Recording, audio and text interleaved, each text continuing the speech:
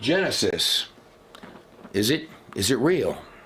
These behind me on the screen, this isn't a digital effect. These are real. These are cave glowworms from New Zealand. These little guys wiggling around and lighting up in there. God made some really cool stuff, didn't he? Look at those guys. In fact, some will also state in this modern age that dragons or mythology, they seem to be covered, or creatures like them seem to be covered on all sorts of ancient stones, like the Narmer tablet that's in my hand right here. But top that, isn't a dragon just a terrible lizard? And the word dinosaur, like the creature on the screen behind me, well, that's a word as well that means terrible lizard, is it not? Whatever the case, we are seeming to lose things over time, almost like the reverse of evolution, almost like a de-evolution, going from larger, bigger, badder, meaner, more well-built things from a magical seeming world of the past to more rinky-dink little bitty things, and losing things over time. This behind me on the screen, this of course is a giant redwood tree. Look at the size of the trunk of these trees, almost prehistoric seeming. Now the book of Genesis actually states that you are in a perfectly built world that is deteriorating over time. I'd like to take a look at that. Boy, they are kind of mesmerizing looking. I wonder what that Garden of Eden would have looked like. Let me welcome you to Genesis. It's one of the most attacked books, the most attacked book on the entire face of the earth. Genesis, is it real?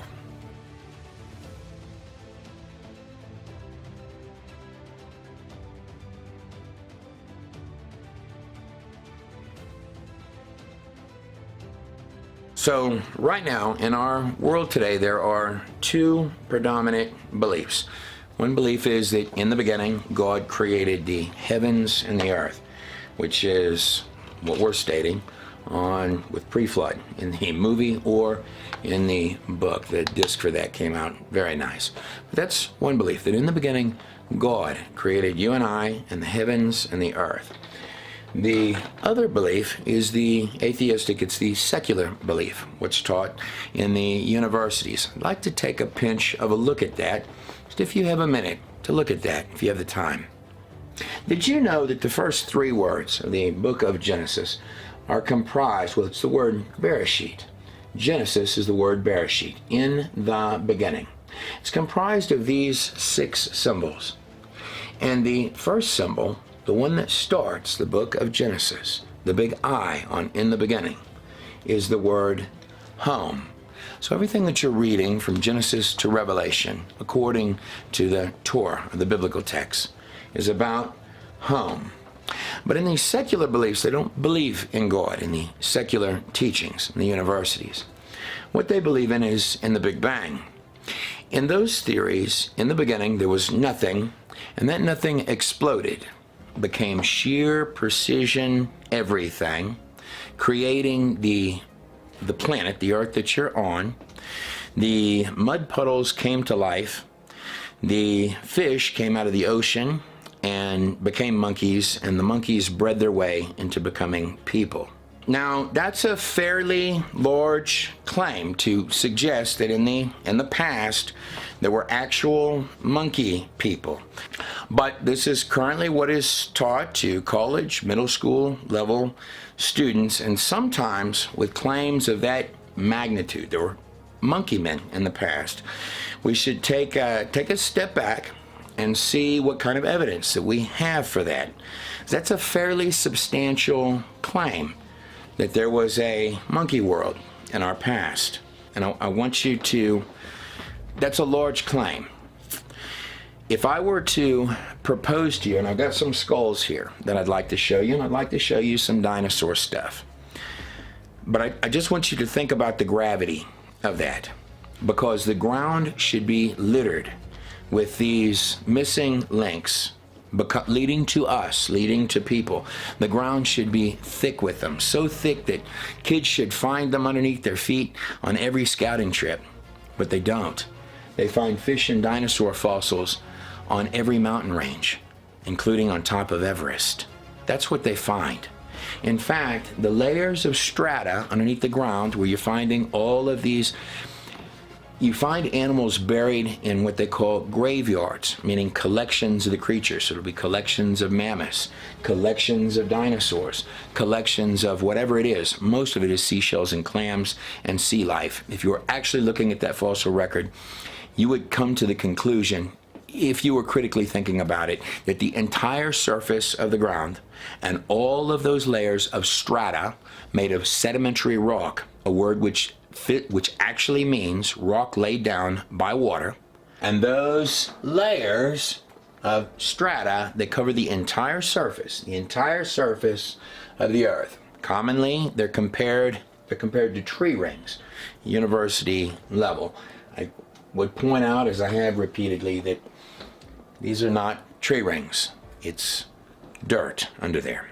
Accordingly, I would argue that the entire underneath of the ocean is encircled like a seam on a baseball, has a fracture at the bottom of it, within which you have hot searing water still coming out even to this very day. Here is a diagram on the screen of that.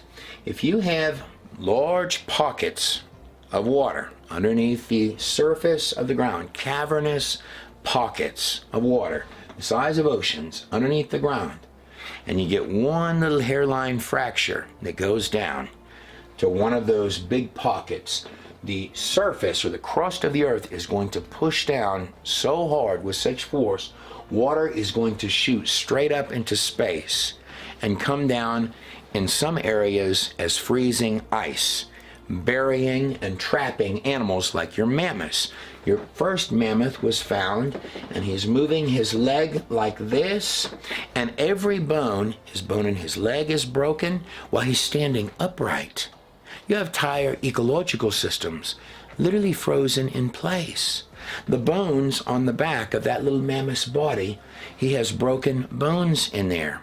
I humbly submit to your hands, that's because the ice rained down on him so quickly, because when the water goes up into space, it's going to come down as freezing ice in some areas of the planet. On other areas, it's going to be covering these creatures like a wall of sludge, trapping them instantly, which is why many of your dinosaurs are dead in the death pose, where they've got their neck up. They're literally gasping for breath. It's so common they're found in this position, it has a name for it. But the mid-oceanic ridge is at the center in the bottom of your oceans. It's directly between your continents. Your mountain ranges are in the center of those continents, as if they got pushed upwards, and on the edges of the coastlines, where you have a crinkling effect, most massively in the center of the continents. When that water came forth and formed this map that you see before you now, burying and trapping billions of plants, animals, and ecological systems, also creating the oil pockets under the earth today, it laid down that strata, sedimentary rock laid down by water, by weights and densities, in a process in science. In fact, there's only one way to get that strata, a way which can be reproduced. Right now, right at home, you can take different weights and densities of sediments, put them in a jar of water, shake them up and down, and you're going to notice they sort in that jar. That process, identical to this one, is called liquefaction. And within those layers, you're finding pockets of graveyards of dead things. The reason for that, in my view, is because animals herd. If a deer dies in a field, it will not lay there for millions of years and let layers of sediment cover it. And you're also not going to have the earth decide to lay down layers of limestone and then change its mind and say, oh, no, I'm going to do sandstone for a while. Those layers, that strata of sedimentary rock laid down by water, by its actual definition, underneath the ground, are sorted by weights and densities. And inside those layers, you're finding dead creatures, giant dead creatures in many instances. Many of the things in the past were bigger, badder, bolder, more fit than their rinky-dink versions today. You have more creatures in the past. You have all of the same things that you have today. All of the same creatures that you have right now today are in that fossil record of the past. Only many of them are bigger, badder, and bolder, more fit than their versions, their rinky-dink versions today. Only you had more stuff, more creatures. Things are going extinct over time. So your fossil record is a record of losing things. And these big, bad, giant, bold creatures, like, for example, dinosaurs in that fossil record, there's no chain of little bitty things leading to those dinosaurs. They're just there. What I'm stating to you is this, is that there are no transitional fossils. There really are no transitional fossils leading to these enormous creatures that we find buried under the ground, literally mammoth creatures.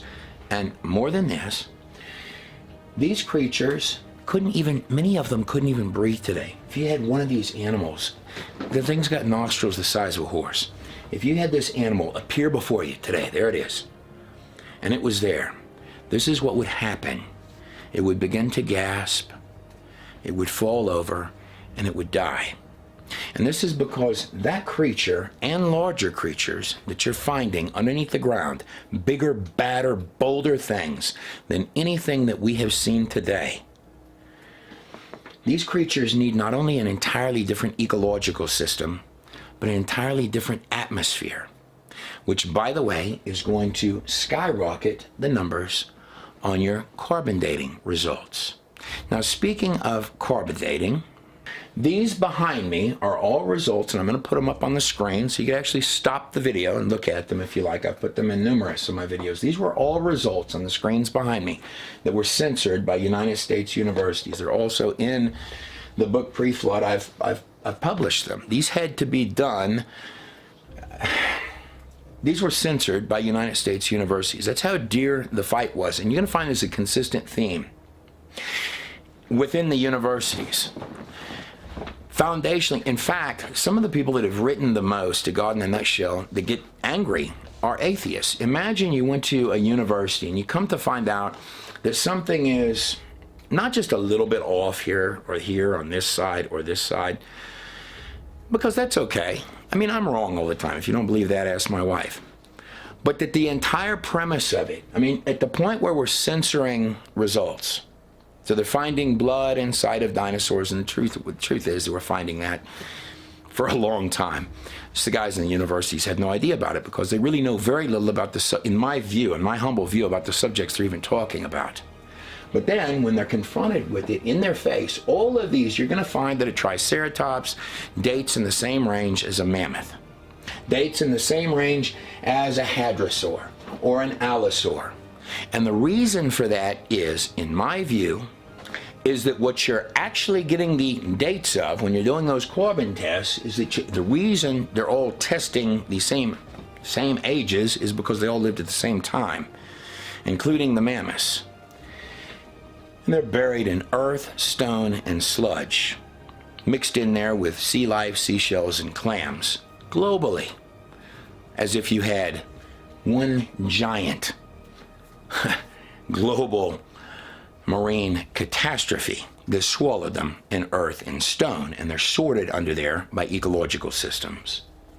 But that you're literally dating and getting samples of it's not just the ecological system, but the atmosphere to facilitate these creatures, which is why you're getting those date ranges on your carbon tests. Date ranges of creatures that looked a little like, here on the screen is an ancient dragonfly. This thing has a 3-foot wingspan. Over here on this side, I've got a little tiny modern dragonfly. Now, to put this in perspective, there he is right back there. To put this in perspective, this thing here, captured in earth and stone, couldn't even fly today. Here on the screen is what an ancient ant looked like. That right there next to it, that's a hummingbird. So this ant, this ancient ant, was the size in the ancient world, the pre-flood world, the cover of this book. This ancient ant right here was the size of a hummingbird. Here is an ancient rhinoceros. So that creature would have been 17 feet tall, by the way.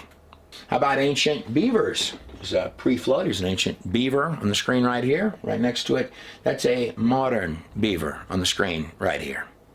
Here's two dinosaurs right here. They were excavated and uncovered. They were in mid-battle with each other. So I doubt that they didn't have time to look the other way on whatever hit them. So I doubt they were there for millions of years. Whatever covered them up in earth and stone happened fast. Here on the screen, this is a modern rat's skull right there. This right here beside it, this would be an ancient rat. That thing would weigh roughly 13 pounds is what it's estimated at. Right here I have a modern chimpanzee on the screen back here. Right on this side is an ancient chimpanzee. Now I'd like to note that the ancient chimpanzee, so this skull cap right here was something once claimed to be called, still claimed, all sorts of claims in your textbooks. Does that skull cap right there look identical to a chimpanzee skull cap? This was a skull cap for Java Man. Now I'd like to return to this question for just a minute of missing links, because this is a pretty heavy question. This is what's asserted by the highest levels, the ivory towers of higher learning in our world today. And remember, this is the basis and foundation of all of your sciences in this modern age. These are pretty heavy questions, which is why some people could get mad if they find out, wow, we're burying dino data, we're destroying dinosaur tracks, we're modifying ancient skulls to look like monkey people. Let me get to some of that, but I just want to put in the gravity because we're talking about some pretty heavy questions. Who are we? Where do we come from? What happens next? These I find to be some of the most important questions in the world. And I would be the first to state that in any of these materials I've made, I'm probably off a little here, a little there, a little everywhere, quite a bit, but the theme of it, I put a lot of heart in to figure out. I would like you on the other end of the screen to find more. These images behind me come from a variety of different museums. These are claimed missing links. And by the way, you don't just need the missing links going from the monkeys to the people, or they like the word primates to the people, because that makes it better. They used to claim that man evolved from the orangutan, but they had to stop stating that because we began finding ancient orangutans and they were 15 feet tall or more. But these are images of claimed missing links. Go ahead and just take a look at these, and I want to pose the question to you. I want you to take this serious. Just think about it a little bit at the college level. So 3 questions that I think are probably the most important questions you could ever ask in this place. I mean, if you were taking a trip just overseas for 2 weeks, you'd pack your bags, you would plan ahead. But the questions of who are we, where do we come from, what happens next? And I submit to your hands that all of the major Western institutions, this behind me is the answer. And by the way, you don't just need monkeys becoming men, you also have to answer the question, what led to the monkeys? And that one's actually worse and harder. This is what they're presenting you at the universities. Here is a couple more of them. This is a Lucy display.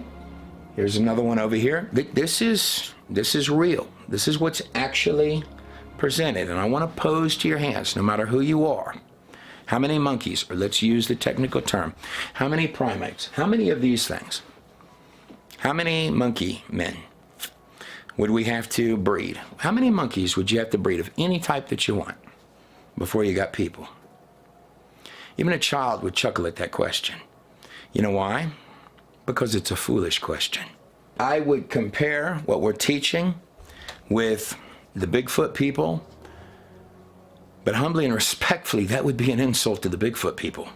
But let's hit pause right there. Let's say that on your side of the screen, you say, Trey, some way or another, this has got to be real. It's got to be, no matter what, it just somehow, it just has to have happened. There just simply can't be a God. Besides, how could all the universities, surely they wouldn't teach this if it weren't correct. These are some of the smartest minds in the entire world. Okay, that's a great question. So I'd like to walk that road for a second. And remember our censoring of the carbon dating results. But speaking of missing links and monkey men, why don't we head back to Java Man, right back here on the screen behind me. This is the book Pre-Flood, and I put in there a section on the missing links. I felt like this was important to put together kind of a walkthrough of some of the major ones. So, of course, the first missing link would have been Piltdown Man.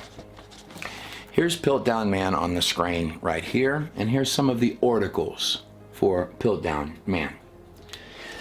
Now, Piltdown Man is considered the first claimed missing link. This lasted from 1912 to 1953, about 40 years. So Piltdown Man, they kept it in a locked box. And what they claimed was, well, if we let the Christians examine it, they would destroy it, because they're Christians, and that's what they would do. They would absolutely destroy the evidence. We have the evidence of where we all came from in this locked box.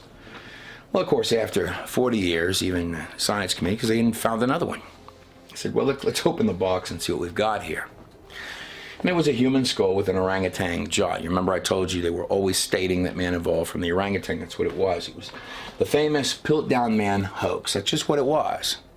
So the origin of this begins, the first missing link begins with fraud, making stuff up. Now, Charles Darwin, this is about 150 years ago. It's often said that he went on a science expedition. Charles Darwin was a spoiled little rich kid, and he was sent on the HMS Beagle. That's not a science expedition. HMS Beagle, that stands for Her Majesty's ship. This was a military vessel. He was a little well-to-do rich kid with a degree in theology. He didn't have a degree in any sciences. He had a degree in theology. He's going to end up telling everybody that they're all monkeys. That was his wisdom. Anyhow, he gets put on that ship by his family. In other words, he was the only guy on the boat without a job, and his family's trying to find something to do with him. This is the hero of the modern sciences. My telling of his story. He ends up there drawing finches. He draws one with and you're going to find these finch drawings of Charles Darwin at all your museums with these monkey men idols back here. This is the theory. In the beginning there was nothing. Nothing exploded, became everything. If you believe that part of it, you believe anything. The mud puddles came to life. The fish got legs and crawled onto the ground.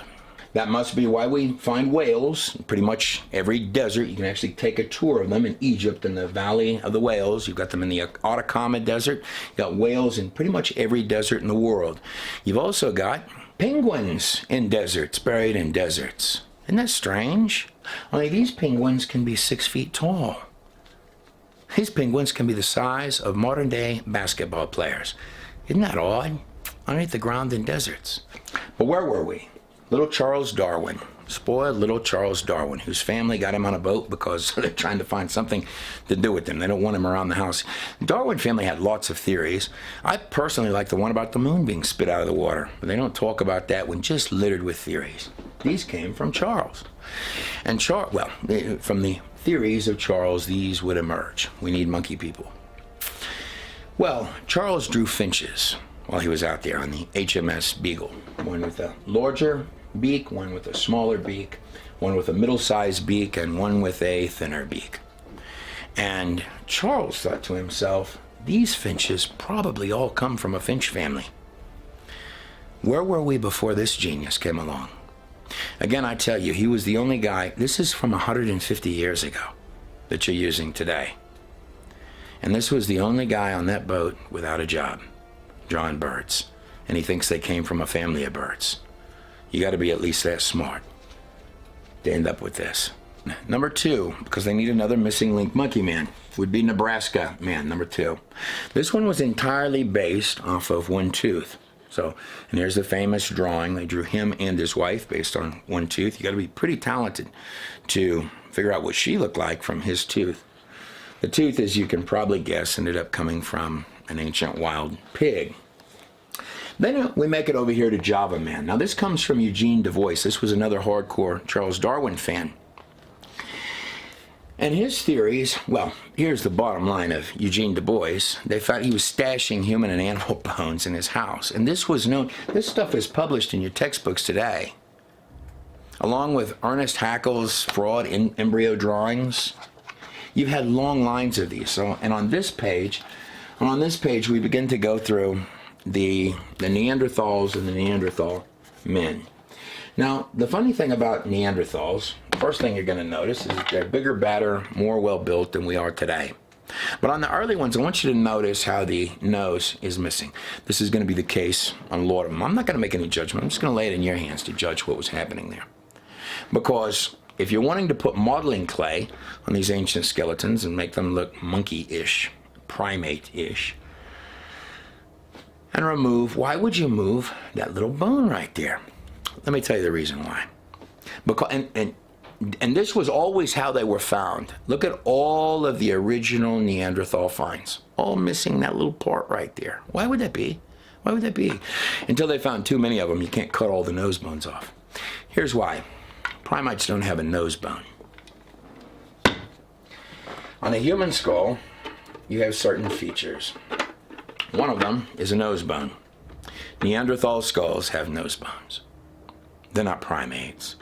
In fact, Neanderthal skeletons are bone for bone a human skeleton, only just like everything in that ancient world, they're bigger, bolder, badder than we are today. We are the rinky-dink little tiny version of our ancestors.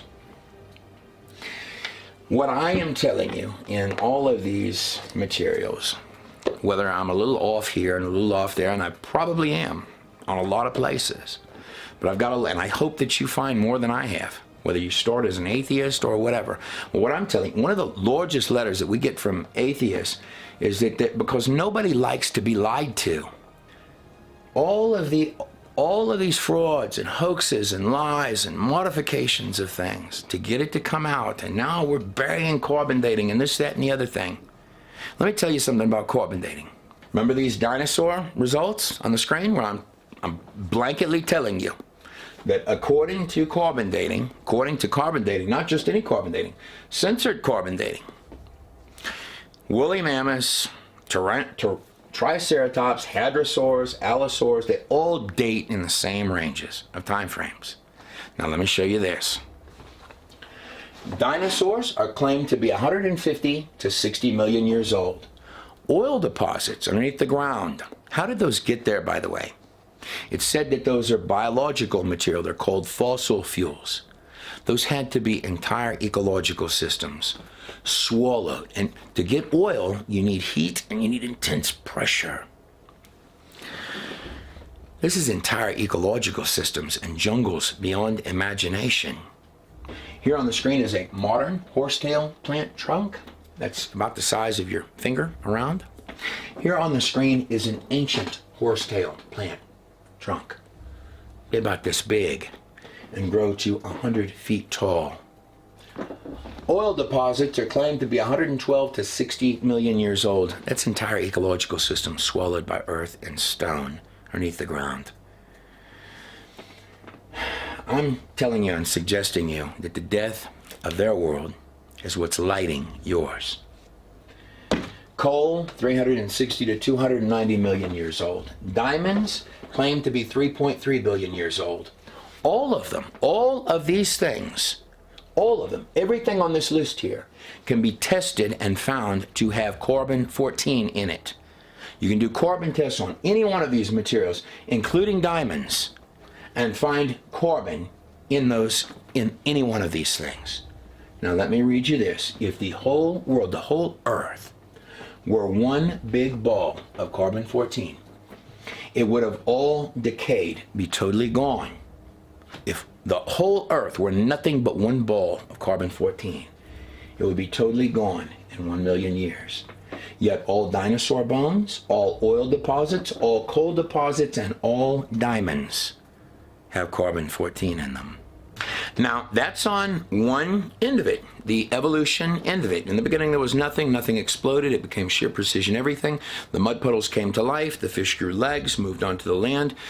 The fish turned into the monkeys, and the monkeys bred their way into becoming people. That's on that one side of it. Now, my argument and retort to that is that, well, I think they found dead monkeys in Africa. In fact, the infamous Lucy, the bone structure thereof, and skull structure seen on the screen behind me is pretty well established at this point to have been simply an ancient great ape, and not a terribly impressive or unique ancient great ape.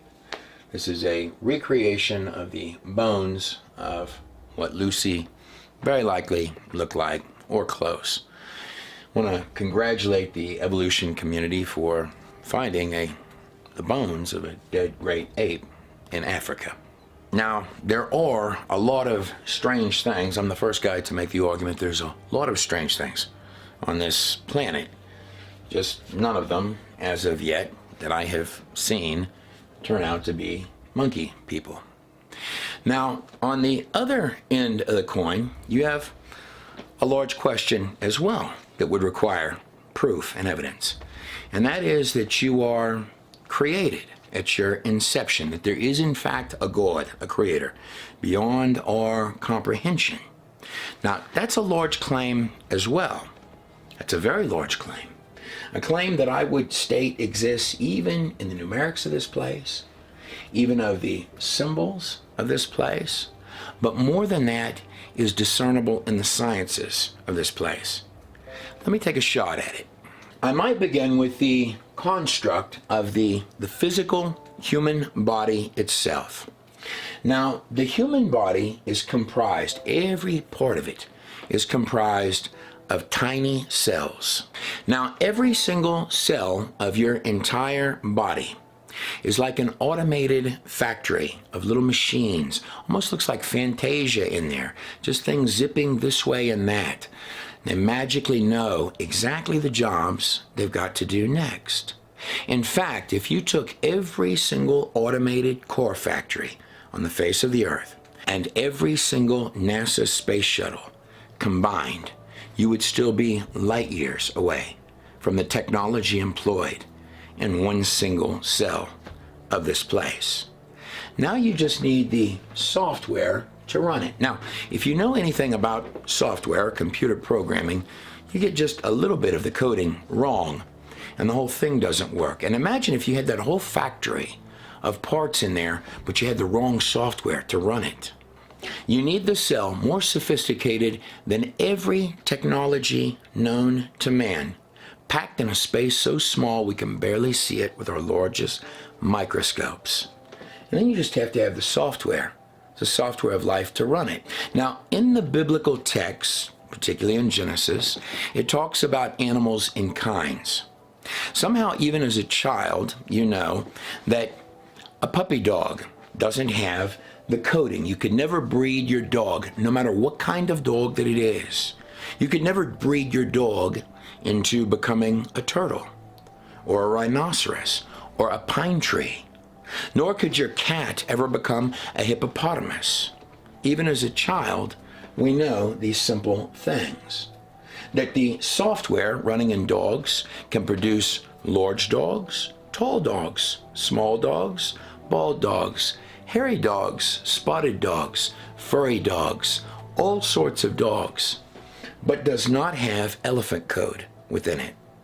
Now, there are some exceptions to that rule that I think are particularly relevant in the time frame that we are living in. For example, other intelligent beings like human beings, well, we can look at the data of the code, and men will begin trying to mix this with this. Take, for example, spiders mixed with goats. That's an actual example, by the way. And many of these may seem like they're really brilliantly great medical ideas. And there's a lot of tinkering you can do without playing with the genetics, the actual underpinning coding of any creature, or even the plants. You don't have to mess with their coding, of course, unless you're trying to patent the coding. And by the way, if we'll mix spiders with goats, where does that go next? In fact, what kind of things would we be terrified if we saw the depth? I can tell you that in Nazi Germany, many of the experiments that they did would churn your gut. And it's all in the name of a good cause. How dark does it go? Are there things that happen today that are far more disturbing than spider goats? Or take the human genome and try to mix it with other creatures or animals, or things seemingly as benign as perhaps an advertisement to choose your baby's eye color. Now, I would notate this, that not only do men of science, no matter how smart they believe that they are, I have seen the most intellectual of men intellectualize their way into sheer idiocy, and the most seemingly foolish among us stumble their way into sheer glory. But in terms of taking the genetics and dabbling with a little something over here, and by the way, when you change something here in someone else's computer programming, let's call it God's code, if you mess with a little something over here, how many things over here did you affect? How many infinite things, even possibly beyond the organism itself, have you messed up over here? It tends to make me think of the events which occurred, interestingly enough, before the flood in both Genesis 6 and in Enoch 6, before the flood. One of the reasons that God destroyed the world, well, his number one reason was the wickedness of man was so great in the earth that it repented God in his heart that he had made man in the earth. And in accordance with that wickedness, it wasn't just fallen angels, but men are wanting to mess with God's coding. God got angry when Adam touched the tree that he said not to touch. And now men are in there mucking with God's coding. This is his world. That's the way he views it, I assure you. And it's not just in Genesis 6 and in Enoch 6. And that's why I'm a big supporter of the universities not burning books but reading them, and not censoring data or mocking at it, even if they don't like it. That's what science is, in my view, is to understand portions of history and what has occurred, even if they seem weird to us, because it's not just these two texts, but it's all of the other ones which are stating that these events, as strange as they may be to us, that's what they're all writing about. And a simple way to look at this is in the Torah, or in the book of Enoch, or in the Bible, demons bad. On the pagan text, they're both fundamentally telling you the same story. On the pagan texts, they're telling you that demons are good.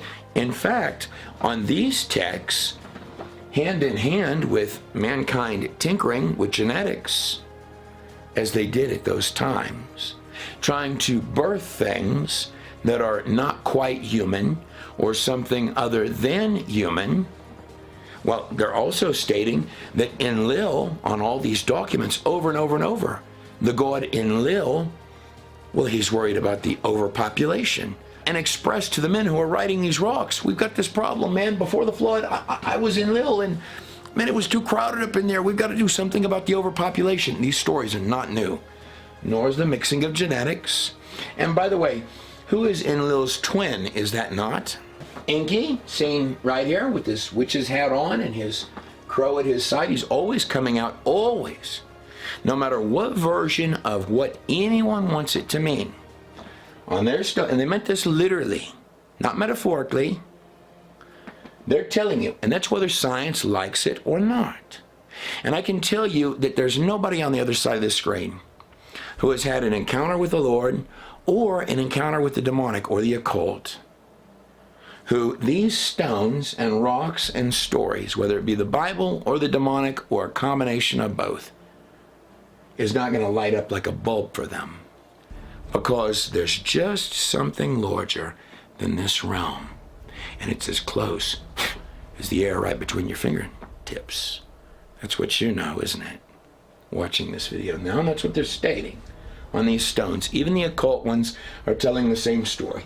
And Inky, whether it be a character sitting in a chair just breathing that they're bringing food to at a black house, or it be Inky stepping out of his dimensional portal, the message is always the same. It's overpopulated. We need to mix the genetics, right? These stories are not new.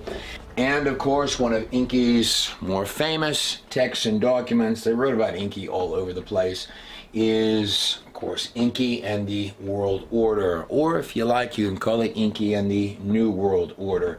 Inky's been screaming this the entire time. Within all of Inky's documents, including Inky and his New World Order, he talks about the Holy Me's, or the Holy Me. There's kind of a play on words. The me is the me. The me, now, that's a real thing that comes off of their little stones. What the me stands for, the me is the secret knowledge from the gods, or that's what Inky claims. Let me tell you what that secret knowledge is. It's basically that the common man is to be kept stupid. He's to be just smart enough to do labor for the kings and queens and of course the gods, but just dumb enough to really ask many questions about it. This is literally the concept on the rocks. And of course, lies, greed, deception, enmity, murder, all of it in the sort. In fact, this is the secret knowledge of the gods given to kings, according to Inky. More than this, of course, any lustful practice, men or women of any age can be forced into, well, they're there to please the royalty in any possible way. These are the teachings of the Inky. And of course, at the core underpinning of it is going to be witchcraft. Without the witchcraft, how are you possibly, I mean, that's how you're talking to the Inky. He's got to be, these things have got to be summoned. Extensive texts on all these old stones on how you're going to do that, including, and very often, human sacrifice, child sacrifice. That's one of the core, that's what makes Inky happy, is when you sacrifice your children. It's too overpopulated, remember? Inky and his list of me's, it's basically the reverse of everything, not just written on the Ten Commandments, not just that the God of the universe has taught mankind, but it's against everything already written on your heart. That's Inky's world order and his list of me's. It's all lies, stealing, destruction. And the person he lies to most are the people that listen to him. And of course, in the biblical text, you're told not to communicate with these, and there's practical reasons why you're told not to communicate with these things. They're older than you. They're wiser than you. And for what? It doesn't even matter the reason why.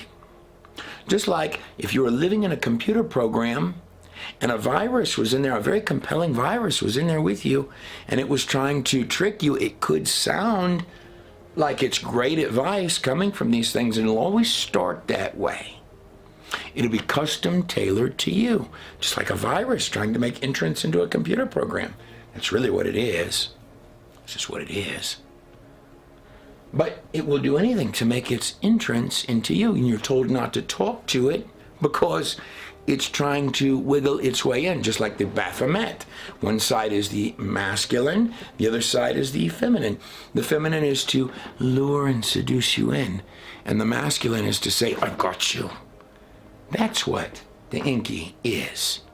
In fact, the biblical pages read not only as a dimensional construct, I've commonly stated in my videos, that what the Bible is telling you, which is similar to these rocks, they all knew it, that you are living in a subset of a much larger and far more complex reality that is teeming with life, including Inky-style stuff that can pop through and look real impressive from another realm, just like they're telling you on these rocks.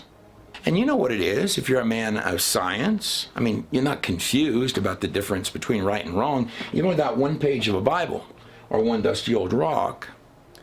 You somehow know those 10 commandments. Love the Lord your God, don't bite the hand that feeds, but honor him. And how do you honor him? Don't lie, don't cheat, don't steal, don't take your neighbor's wife, don't murder, honor your father and mother, even if they're not wonderful. Which one? Those are from the 10 commandments. The first 4 are all about honoring God. The last 6, beginning with honor your father and mother, those are the 10 commandments. Don't lie, don't cheat, don't steal. Which one of those should we do away with? And if you're messing with God's coding, well, that's been done before. And that is the wickedness of man was so great in the earth that it repented God at his heart that he had made man. You know these paths. Genesis 6, when man began to increase in number on the earth, and daughters were born unto them, the sons of God, the word there is B'nai Ha Elohim, something comes in from another realm. Angels, messengers, whatever you want to call them. These are fallen angels in the text. B'nai Ha Elohim is the word there. In this context, fallen angels saw that the daughters of men were beautiful. This was something that where they came in to play little gods and kings with mankind. That's what they came in to do. That's where your legends and your mythologies, all of the weird stuff is coming from, because all of your pages, no matter which one you go with, they're not talking about monkey men. They're talking about events in the past that were strange, and they're describing them in the best ways that they can.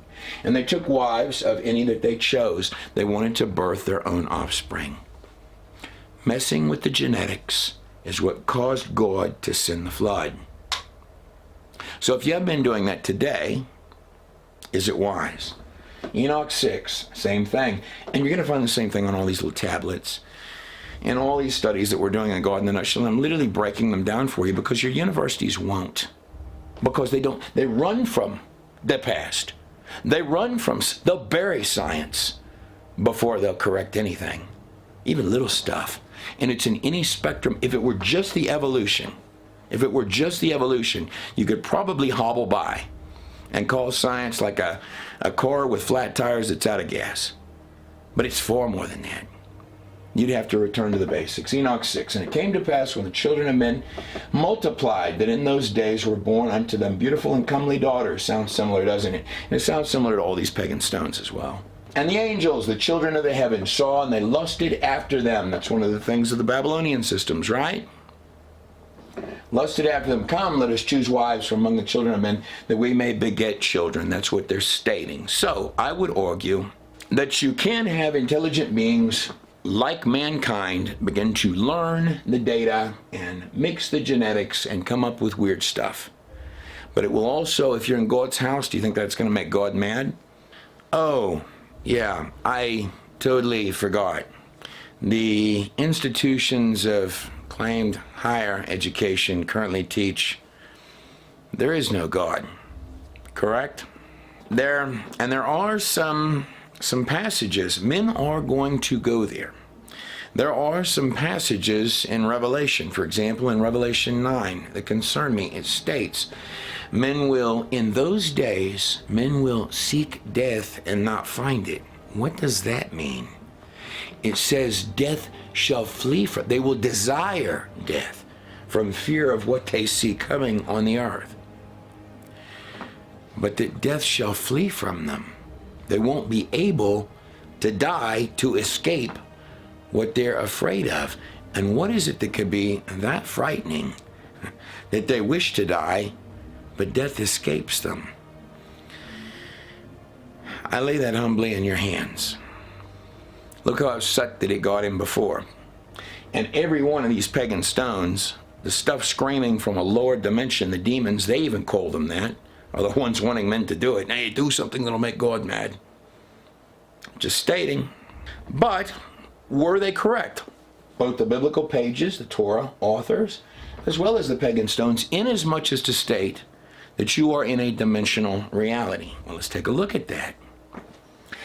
What I have here on the screen is a very famous painting by Salvador Dali from 1954. It's the crucifixion, but it's on a tesseract. Now, what a tesseract is it's a three-dimensional, like we're in a three-dimensional reality, almost like we're living in a test. You know, it states in the Bible, you are already seated in heavenly places. What does that mean? What if, for example, you had a test environment on a computer, and in that test environment is an avatar of you, a little avatar of you. But that avatar doesn't know that. It thinks that it's in the real world. It's in a place, for example, with stuff that just goes round and round, round and round, round and round, like a test environment. And the tester actually has, because any test environment, you have a tester in there to find out what your test subjects will do. Do they try to honor the Lord and not bite the hand that feeds? Do they try to not lie, not cheat, not steal? Even if they fail, they try to just say, Lord, would you just forgive me? Or do they go hardcore to do everything that would dishonor God, just as the virus within the program would ask them to do? Which one do they do?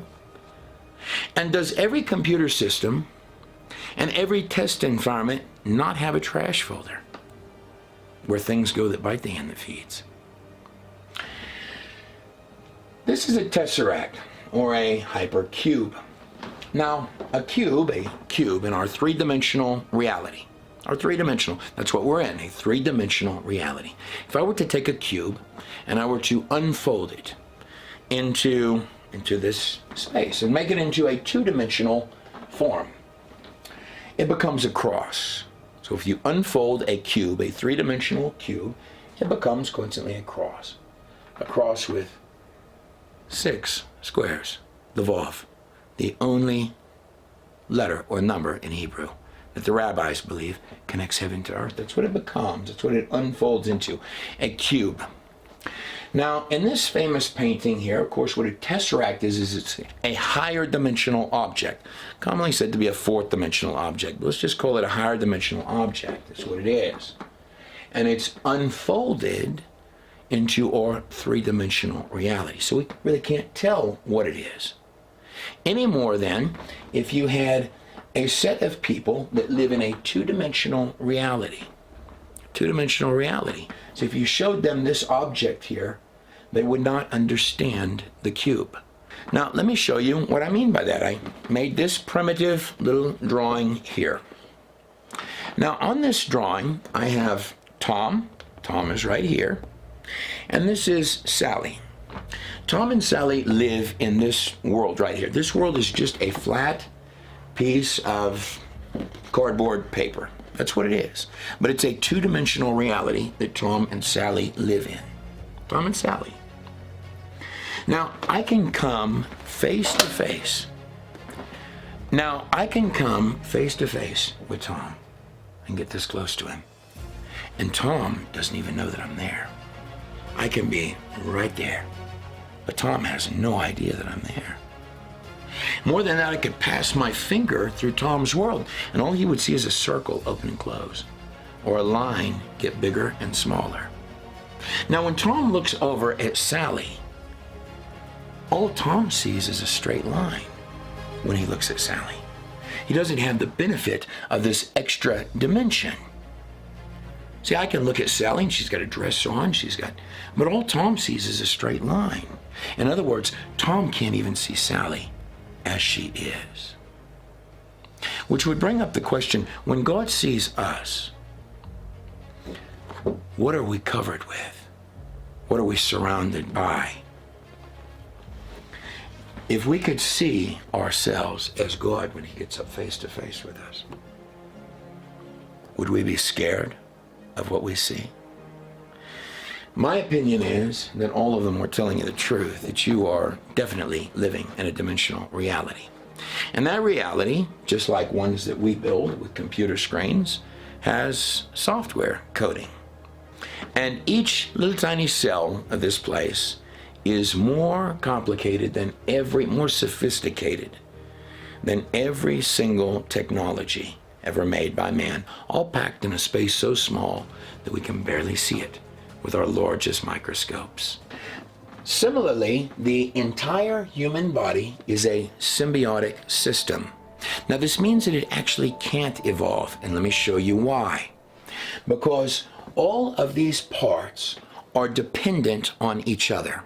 Your heart, your lungs, your liver, your brain, your circulatory system, all of these parts, and if any one of them is just a little bit off, trust me, you'll know it. It all has to be correct from the start. Completely functional. It can't be missing any of those pieces, meaning that the entire system, it can't come to be in a piecemeal fashion. It has to be functional from the very beginning. And within that coding, literally birthing a human being, a biological masterpiece, into reality from scratch, it needs complete body plans to assemble this biological masterpiece, a literal biological spacesuit, into reality from scratch. And the entire being, unlike any machine on Earth, has the power to self-heal. In fact, all of the different functions of this biological spacesuit are mainly self-functioning. You're not even thinking about them at all. The beating of your heart, the breathing of your lungs, any of these millions and millions of operations, all self-running. But you're calling the top shots on the whole puppet show. In fact, it's almost as if you are consciously plugged in, as if by Wi-Fi.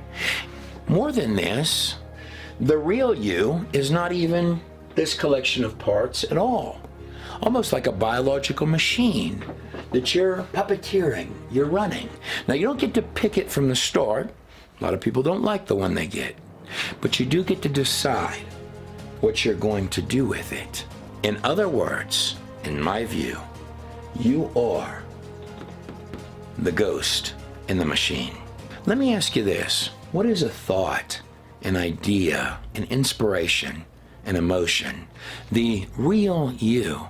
It's not this body that you're running. The real you, the thing calling the top shots on the whole biological puppet show.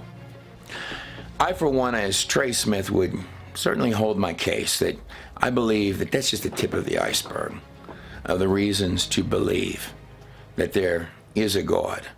And that more than, in the biblical text, it says that you are already seated in heavenly places. What does that mean? I'm Trey Smith. I want to thank you for watching. You're welcome to share this video with a friend. Our ebook versions of all of the books are available for subscribers, absolutely for free. All it costs is an email address, and we'll try not to send you junk. The physical copies of the books look like this in my hand back here. And I want to thank all of you for watching the God in the Nutshell. Thank you for watching the God in the Nutshell films.